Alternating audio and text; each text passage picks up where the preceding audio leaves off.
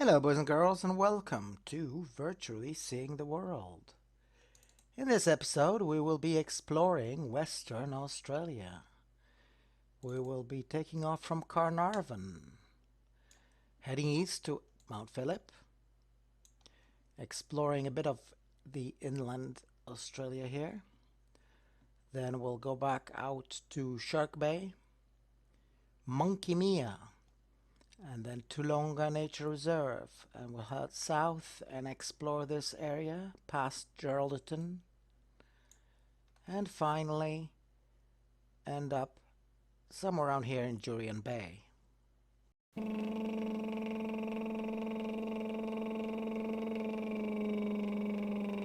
See the world!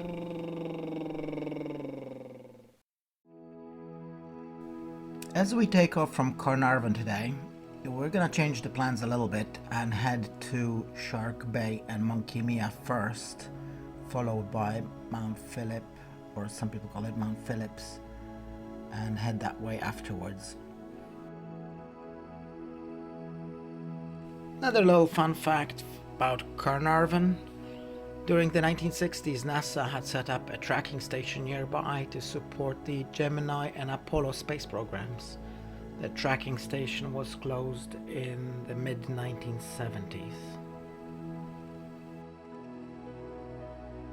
If you look around, the whole area of Shark Bay around here is very shallow. It's up to around 9 meters in depth, and it used to all be dry land. It's only about between 6,000 and 8,000 years ago that water has come in and separated it into little islands and so on. Monkey Mia is a popular tourist destination. It's a reserve that has a lot of bottlenose dolphins coming close to shore, and so there's a lot of research for their behavior and biology and so on.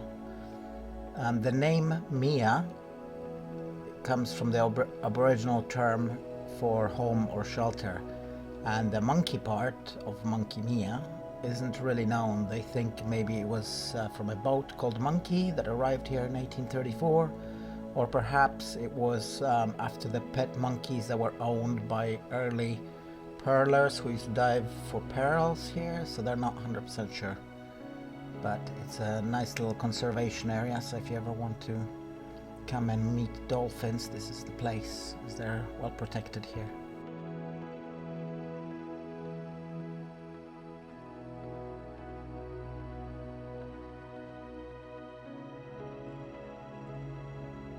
As we approach Mount Phillips, there's not much here. As you can see in the distance is Mount Augustus National Park, and we will be turning right and heading down towards Lake Austin.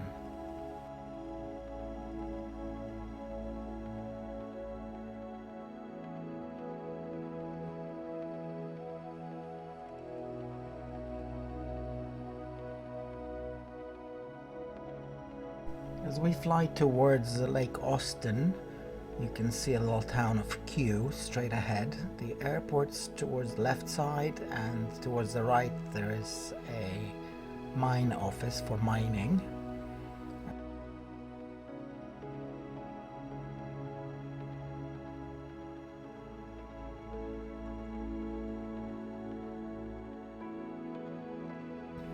The lake is a dry salt bed, but every 5 years or so it floods from the rainwater, and there's an abandoned little town going by the same name, Lake Austin, and it's on the island in the middle of the lake.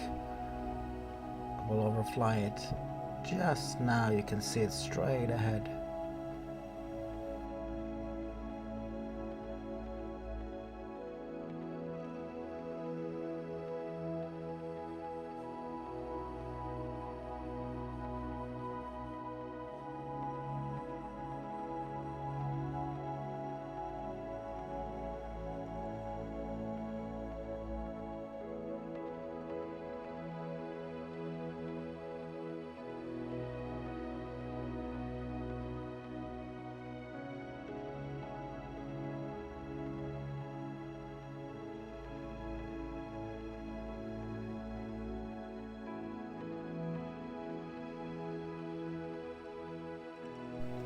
Geraldton is a fairly big city on the west coast here.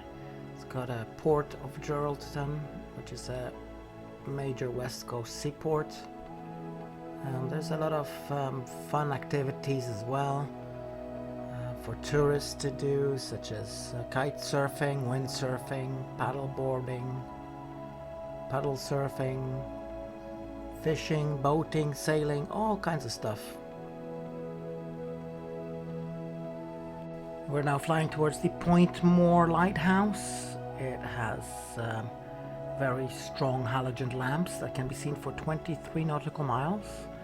Began operations in 1878. The tower was prefabricated in Birmingham in England and put on a boat. Sadly, the lighthouse isn't in Flight Simulator, but you can see the shadow of it on the bottom right screen approaching now.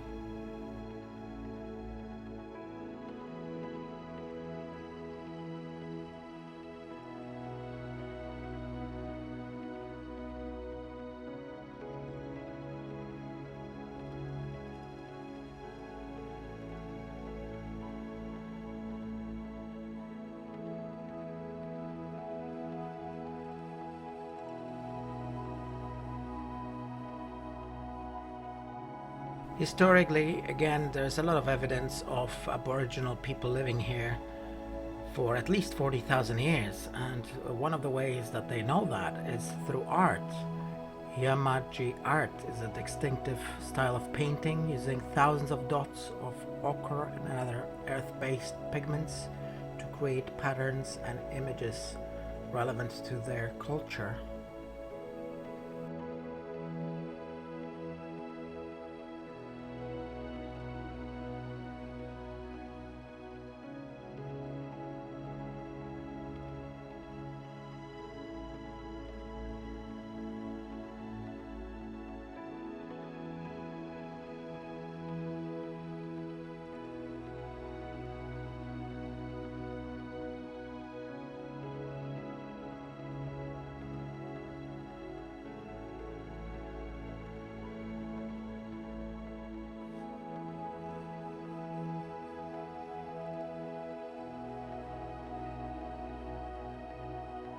As we arrive towards the end of our journey today, the last place we'll visit is Jurien Bay. Used to be called just Jurien, but it was renamed back to Jurien Bay in 1999, as it was before 1959. It's a little town. It's experiencing a house building boom. The population is growing. It's becoming quite a holiday destination. Nice place by the sea, and we're just gonna turn around and land here in a minute.